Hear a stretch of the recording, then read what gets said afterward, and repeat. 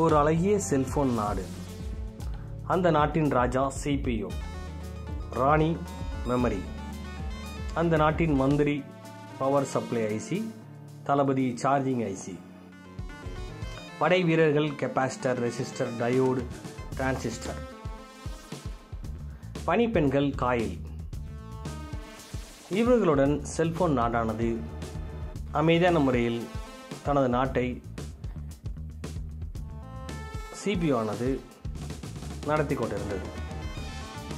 ஒரு நாள் ஒரு பெரிய ஆபத்து அந்த அழகிய செல்போன் நாட்டை தாக்க வந்தது. அது என்ன பேராபத்து? தொடர்ந்து கதையை கேளுங்கள். பல செல்போன் நாடுகளை கைப்பற்றிய மகா கொடூரமான தண்ணீர் தான் அந்த பெரிய ஆபத்து.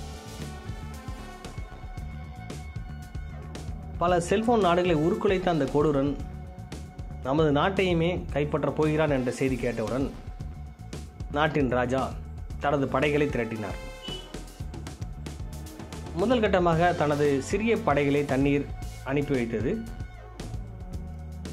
அதை தும்சம் பண்ணிய செல்போன் நாடானது எதற்கும் தயாராக இருந்தது.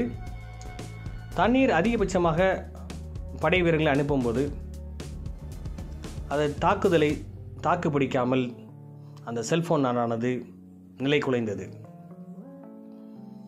நாட்டை சுற்றி வளைத்தது தண்ணீர். ராணியையும் சுற்றி வளைத்தது. ராஜாவையும் சிறைப்பிடித்தது. இந்த போராட்டத்தில் கதாநாயகன் கெப்பாசிட்டர் மற்றும் கதாநாயகன் நண்பன் ரெசிஸ்டர் இவர்கள் தண்ணீருடன் மிகவும் போராடினார்கள்.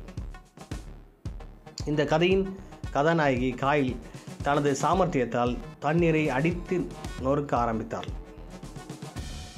அது மட்டுமில்லை, கதாநாயகியும் இணைந்து தண்ணீரை தும்சம் செய்து வெற்றி வாகை சூடினார்கள்.